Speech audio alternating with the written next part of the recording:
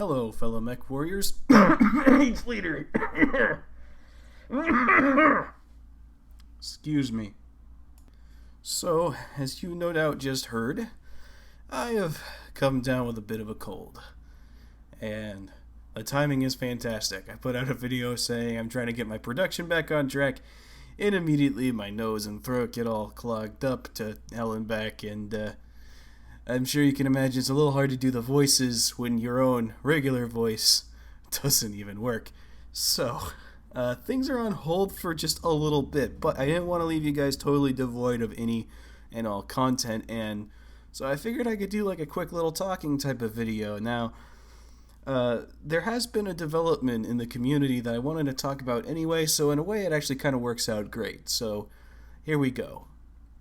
So, recently, I'm sure you're all by now aware of the most recent Games Workshop faux pas. And if you're not, I'll give you the basic rundown. Basically, Games Workshop updated their IP rules, their rules for using their brand, so for like FanWorks. And the basic gist of it is that they own everything, and you're not allowed to have any fun ever without their say-so. If you produce fan animation of any kind, they're going to sue the hell out of you. If you use their artwork in conjunction with your fan fiction, they're going to sue the pants off of you. Stuff like that. And it's led to a big situation. We had like sort of this renaissance recently of all these fantastic 40k fan projects. Things like Stardies and Death of Hope, and the Flash Gits animations were doing great. I was never a huge fan of text-to-speech device, but there are a lot of people who were, and that's gone now. That's really sad. They've had to take a lot of it down. I mean, my wife and I still quote Vulcan booping the snoot at each other all the time, so it was still sad to see it go. And that's kind of been the thing. Like and it's the latest in a long line of things with Games Workshop. A lot of people are just getting kind of fed up with their stuff. Excuse me. And so a lot of people are so fed up that they're just kind of done with the hobby in general. It's been accumulating over for a number of years. There was the whole fine cast snafu, and there's just the constant having to buy the rule books, the prices going up, the fiction getting dumber and dumber with like Dark Imperium type of stuff, and just some really dumb things that have been developing. So it's all kind of accumulated to the point where a lot of people are looking elsewhere for their entertainment. 40k hasn't really felt like 40k in a long time. It feels like it's going more mainstream, kind of like it's going soft. There's a lot of the sort of edge and mystique of the universe that's been kind of carved away. The sort of future gothic type of look has been kind of toned down for a lot more traditional sci-fi with a lot of the models, particularly the new Space Marine stuff. A lot of it just looks pretty generic. And so people, they want something that's got a little bit more oomph to it, something that doesn't feel quite as corporate as modern 40k does. They don't want to give Games Workshop their money after they basically shut down all of their fans in favor of having exclusivity over their IP, something which is incredibly hypocritical given how much they've borrowed and just sometimes like outright stolen from other places. Now, it's awful rich coming from them to come along and be like, hey, we own this absolutely now, and if you do anything that even resembles it, we're going to sue the pants off of you. So, So, anyway, I should really cut these coughs out, probably. But anyway, the whole thing is people are looking to turn elsewhere. And one of the places that I've seen, I'm in a few groups on Facebook and other social media platforms. One of the things I'm constantly seeing in comment sections that are on posts that are and threads that are talking about this particular topic and what Games Workshop is doing, how they're screwing over their fans yet again, and this time it's just too much. what a lot of them are saying is I've dusted off my old Battletech stuff, or some people say I'm looking into Battletech now. First of all, wow, that's really cool. I didn't realize that we were mainstream enough to actually be known by 40k people. When I joined Battletech, I had never heard of it before. I hadn't seen the mechs anywhere. I hadn't seen the product on store shelves, because I was only into tabletop gaming. I think it was like when I was halfway through college was when I started to get into tabletop stuff. I had a friend who played some D&D, and that's kind of how I got into it. So when I went to game stores, there was no Battletech there. It was like 2017, I think. Nobody had any Battletech stuff. It had been dead for a long time, and like you weren't. The games had been done for a long time. There was nothing out and around to let me know that it was even a thing, which was a real shame because I've always loved giant robots. So I feel like I've really missed out for a huge chunk of my life, something I could have been obsessing over. I just didn't have. And one day I stumbled across Razor Fist's video on Battletech, and I thought, what's this? I like Razor Fist. He's a fun guy. So I clicked on the video, and I discovered Battletech that way because a YouTuber that I'd been following for a couple years at that point happened to have a video somewhere in his back catalog of just him talking about the universe. And because of that, I gave MechWarrior 4 a shot, and the rest is history. So the fact that we are well known enough now to the point where people who are fed up with 40k just come to us by default, that's pretty cool. A lot of people kind of remember us from back in the day. So they come along and they're like, well, back in the 80s, I remember Battletech was around, but I wanted 40k instead. But I noticed a lot of them are new people who have been in the 40k hobby maybe for 5 or 6 years or so, and they're still saying, I'm going to try Battletech. That's really cool, because that means that the sort of renaissance it's been having lately has been more effective than even I thought. I knew we were getting more well-known, but I didn't realize it was to the point where we could be considered an alternative to 40k. I think that's really cool stuff. So I think another thing that's helped out with that is the Battletech game by Harebrained Schemes, which, well, I'm not the biggest fan of it. I can definitely see why a lot of other people like it, and it has broad appeal. It's made by Paradox, so it's a pretty popular company. A lot of people get introduced to the universe that way. MechWarrior 5 is a game that is loaded with problems, but it still had a fairly wide install base, and it really helped that it's included with Microsoft Game Pass. So I think that that's helped quite a bit. But it's kind of mind-blowing to me that we've reached this point with something that when I joined in was fairly niche. Like nobody talked about Battletech. I went to a game store and I asked them if they had any, and I shit you not, the guy behind the counter laughed at me. He was like, Battletech? There hasn't been any Battletech for since the 90s or something. It was like for decades we haven't had any Battletech.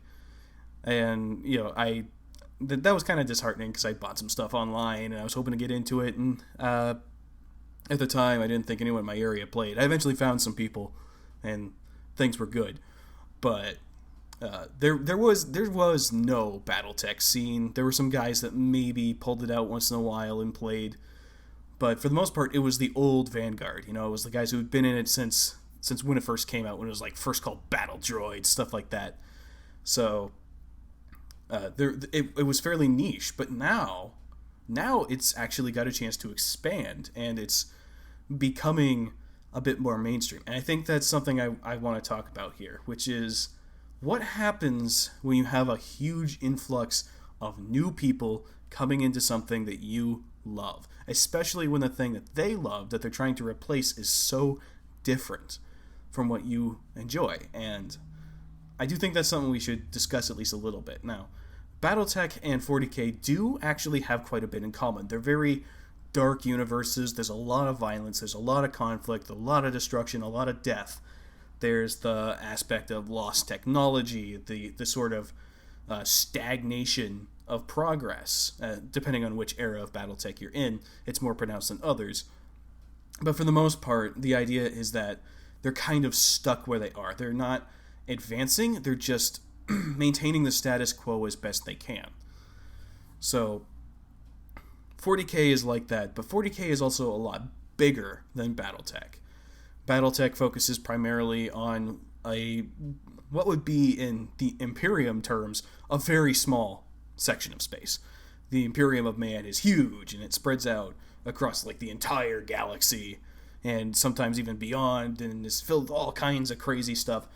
Whereas the Inner Sphere is a lot more grounded. There's less of a fantasy aspect. Well, there's no fantasy aspect really in Battletech.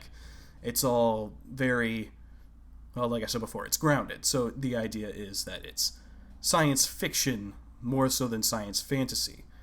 So while they do have some things in common, they have a very different vibe.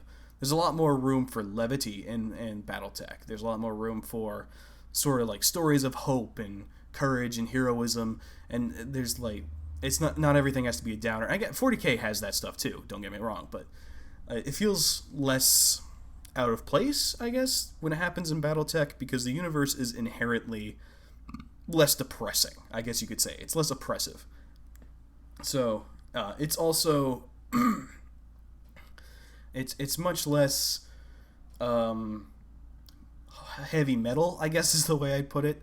It's not as brutal as 40K is. It can be at times, but when you think of 40K, you think of like the chain swords and the Space Marines with their giant muscles and power armor, and that type of stuff can exist in BattleTech, but it's not like everything. There's no orc equivalent in BattleTech really, outside of like the deep periphery where maybe you'd find something somewhat analogous to that sort of thing, but like it'd be a stretch to compare anything in BattleTech to the orcs or like the Tyranids. There's nothing like that. Depending on who you ask, there's no aliens in BattleTech. Not really. Not like fully sentient races. The factions are all human. So if there's like a certain type of alien race that you like, or you like being a non-human with like its own weird, wacky culture, you're not going to find that in Battletech. If you want the sort of thing where like a billion people die in a single day and you blow up a whole planet, well, there's precedent for that in Battletech. But that's another thing. The Battletech universe is much more granular. So when it comes to the depth of the lore, it's an aspect where the two franchises are very similar, because they're both very broad, they're very deep series of lore. There's a lot of events that are happening, but what I find with Battletech is that it's much more granular, and that the details it goes into are smaller. There's less wiggle room than there is in 40K. 40K you can just make stuff up as you go without breaking canon, but Battletech is so detailed. Like, if you go on Sarna.net, this has been one of my biggest challenges while writing Twist of the Knife, actually. You go on Sarna.net and you look up a planet, you will get an entire history of that planet. Battles that were fought there, important people that lived there or were from there, events that transpired there during this time and this time. And so it's very difficult to find a place that doesn't have a lot written on it so you can expand it yourself, because the writers put so much detail into everything. It's very easy to like chafe up against established lore. It's very, very granular. So it's like there's less room for creativity, I guess you could say. It's one of the things I loved about 40K was how much you could just kind of dive in and make stuff up. And you could do it, and it would all make sense. Make up your own chapter of Space Marines. Why not? But like, if you want to make up your own regiment of the Lyran Elite Guard, well, you can't really do that because they're all accounted for. I mean, you can still kind of do it, but like, you might have some people raise an eyebrow at you because we know who all the Elite Guard of the Lyran Commonwealth are. So you adding your own is a little silly, and people like will form into an established unit, or they'll make their own mercenary company. You want to make your own stuff, you do it within these parameters.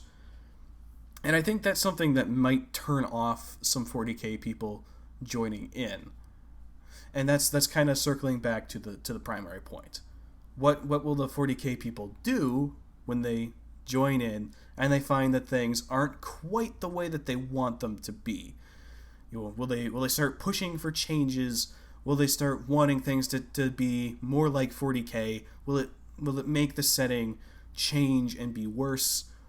And I'm sure there are a lot of people that are somewhat concerned about that sort of thing. Like, will having all these new people from something so different coming in, will it cause our thing to change? And to them I say, relax. Relax. I know, as much as anyone, that it's incredibly stressful when your favorite franchise starts getting more mainstream attention. I have seen what happened to Doctor Who. I've seen what happened to Star Trek. Good Lord, I know what happened to Star Wars. I used to be so obsessed with Star Wars before the Disney happened. So, like, I get it. You get nervous about these sorts of things. You don't want people to disrespect it. You don't want them to ruin it.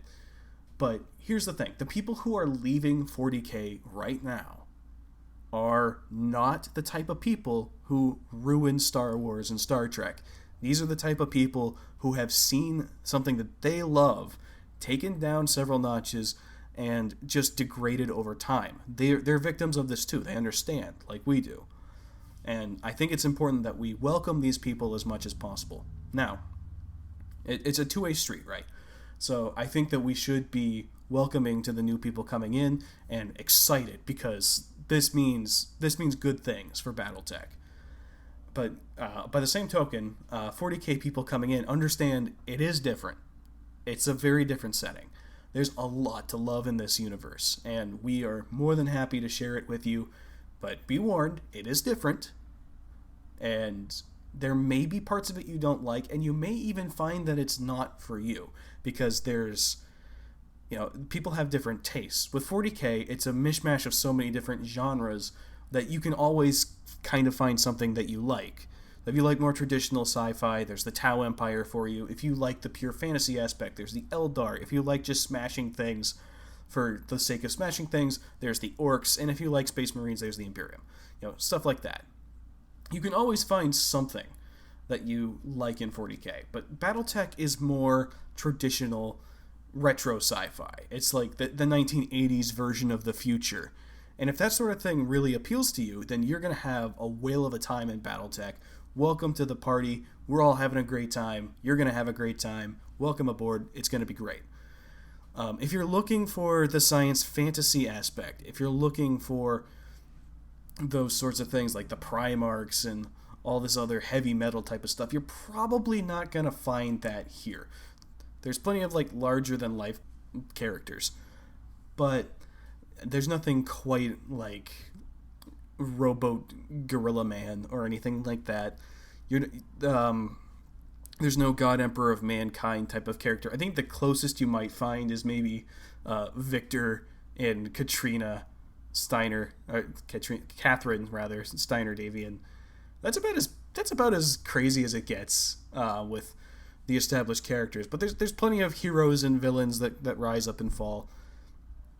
If you like the more pulpy aspect of a lot of the 40K stories, there's a ton of that in Battletech. But if you're looking for something that is just going to take you by the throat and shake you the way 40K does, that's not really what Battletech is. You can find some of that there if you look hard enough. If you want to go into the Succession Wars, you can find a lot of that type of stuff there. But it's not the same. You're gonna have to realize that there's just a whole different vibe here, and I give the benefit of the doubt to everybody. I know people coming in aren't going to try and change Battletech to be more 40K, but just be forewarned coming in that you might not like it, and that's okay if you don't. There are plenty of other tabletop games and fictional universes for you to try out, and there's some more obscure ones. More than happy to have you try out Battletech, but don't feel like you have to like it. Don't feel like you have to make this the big thing, right? Because we've all got different tastes. So if it's not for you, it's not for you, and that's okay. But That being said, give it a fair shake, because you might find more than you're expecting here. And I would definitely encourage anyone who isn't super familiar with Battletech, give it a shot. Go over to Tex's channel and give him some love. I think he did a fantastic job. I'm not going to speak about the controversial thing about his video. I don't really care one way or the other about who he talks to and whatnot. That's his decision. He wanted to go out and reach a wider audience and invite them in. I get behind that 300%. That's fantastic. But I just kind of want to add my whole 2 cents to the whole thing. And good lord, I've rambled for 20 minutes. I'll try not to waste much more of your time. But the basic gist is I am super excited that more and more people are coming into Battletech. I want to see this hobby grow. I want to share my love of giant robots with more and more people. And I'm really hoping that the 40K guys find something here that they love and that they'll keep around for a long time. For people who are coming back after a long time, welcome back. It's fantastic that we're getting people back who kind of put it on the shelf. Now is a really good time to be getting into Battletech. It's having a resurgence. There have been the Kickstarters, which have been rocky because of COVID, but that's starting to get ironed out now, we hope.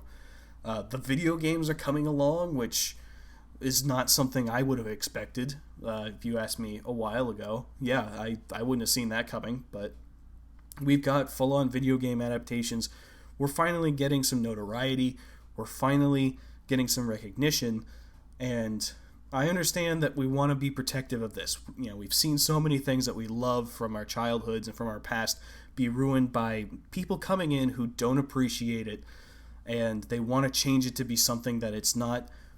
Relax. These guys aren't here to do that. They've seen that they're like us. They've seen it. They're geeks like we are. They've seen this happen to other things that they love. We probably have a lot in common with them. And it's started to happen to the thing that they love. They're not here to change Battletech. At least I hope not. I really hope not. And always be welcoming of new people. This is one of the most welcoming communities I know of, so I don't think I need to say that. But, you know, just in case, welcome these guys in, because, you know, they're going to be new, they're going to be asking questions. Answer the questions as best you can. Just be the best mech warrior that you can be, and let's all just enjoy this hobby, because, man, I can't think of a better place to be. I can't think of more fun than having a bunch of people who are a lot like us come and join us in this incredible game, this incredible setting. And I look forward to some of this stuff. Can you imagine? This is probably a topic for another video, but I'll touch on it here very briefly. Can you imagine what would happen if we got some of those incredibly talented 40K fans to make some like animations and fan projects for Battletech? There are some out there, but they're fairly few and far between. So this influx of new people could mean an influx of new talent and creative people who make some really cool stuff. We could have a lot to look forward to. I mean, can you imagine like an Astartes project but with Battletech? It'd be super cool. So I look forward to seeing what people come up with there. That's a whole other video in and of itself. I could do it at another point. But I've been rambling for far too long now, and I thank you all for sticking with me in my stream of consciousness style of video. But I'm super excited, you guys, and you know, I'm gonna keep making my content, and I'm looking forward to like all the people who will make content on Battletech in the future. I think that it's going to be pretty dang sweet. Welcome aboard, you guys. This is Mage Leader, signing off.